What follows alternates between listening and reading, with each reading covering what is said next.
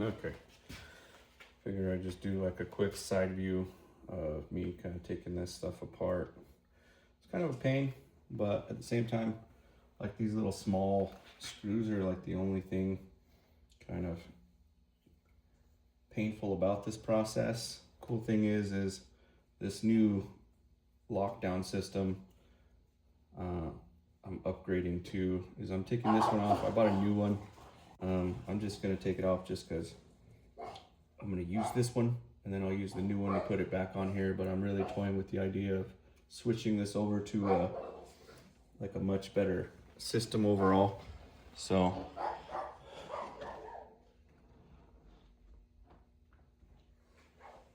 if I could get the tool in there, but that's the other thing I'm gonna set up. I have a work area that I'm gonna try to make better over here.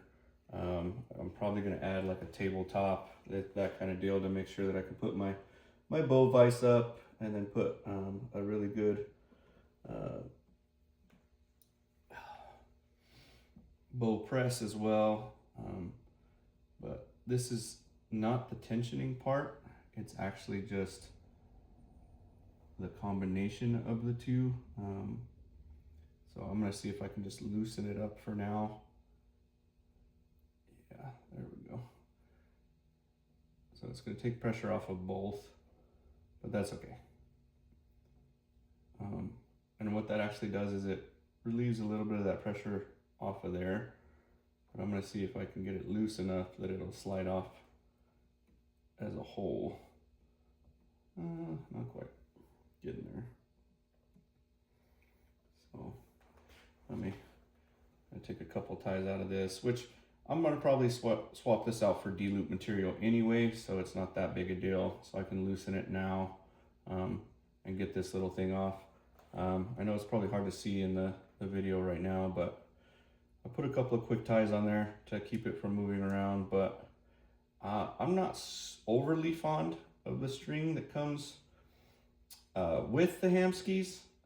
You know, they are fine, they do the job, but I eventually, and I'm sure it's probably still another grade of D-loop material or something like that, but I find that when I switch it over to the actual D-loop material, I have never had to replace them after that. So, and then a lot of times the cool thing about this is, you know, you can get it all set up and mess with it until you're comfortable with it.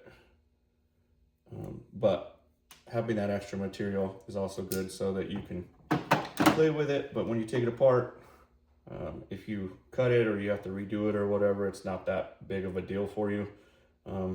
But this is that part that I was talking about. So this is the new locking mechanism, and tightening this here actually tightens this little boot around your string. So as you get a little bit more tight, this pushes up against your string and locks it into place. I'm actually going to put this on my other hunting bow, and then I have a new one that I picked up from Hamskea that I'm going to also put on there, but I just wanted to see if it fits. So just messing around with it. And then eventually I'm probably going to swap this locking mechanism to the older system. There's, again, nothing wrong with this one. It'll just become like an extra, but I'm going to switch it to this system. I like it because it's just a little bit different how it's put in there. You don't have to have the spring if you don't want to.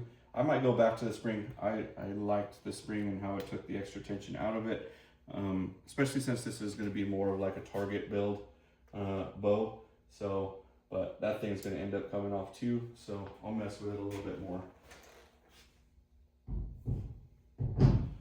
But for now, I think I might have to take a couple of these out so I can get the tool in there.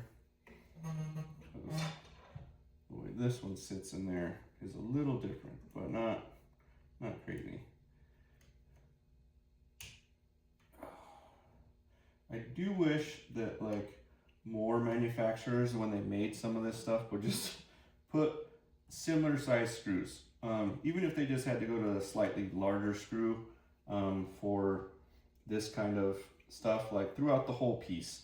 I think the new Hamskea R7 has, you know, dumbed it down as much as possible. I think we ended up with 2 different size screws over the whole thing.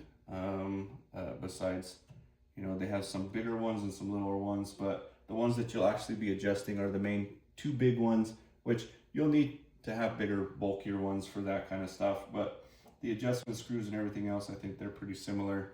There's a couple of smaller ones, so maybe there's 3 on that one, but it just seems like somebody could come up with something that is, you know, just all the same or pretty close to all the same, so you don't have so many multiples of tools to have to swap out stuff. I don't know, it just make it easier on everyone, including bow technicians, bow owners, especially like if you're out in the woods or whatever and you're trying to adjust stuff. It'd be nice to be able to just take that apart and use it. This material here was a D-loop material. It does have some minor like kind of discoloration, but that's it, like the wear and tear. I stretched this string so many times, and then now that I gotta take a little cut off to get this completely off of here, I'll stretch it again. Why not? It's already off, but the material, even cutting it, is like just a little bit harder than that string that the original cable that kind of comes with it or whatever. The D-loop material is going to last way longer. It's going to be a better replacement for it. Messing with all this stuff, it just makes more sense to do it that way. In fact, like this little tab, I wish they would never have gotten rid of this little metal tab, just for like ease of like tightening your string and stretching your string, tightening your string, doing that sort of thing. But it looks for the most part like it's gonna fit right back on there. Just like, yeah, it fits all of them. So that's kind of a cool little upgrade that you can buy directly from Hamskea and get it swapped out. You don't have to worry about the size of that going on this little part of the system here. Got a little bit of dirt in there, but not too bad. But it fits right on there. But yeah, that's just a quick little video. I'm probably gonna finish that up real quick, and then I'll take another video of kind of putting it back together.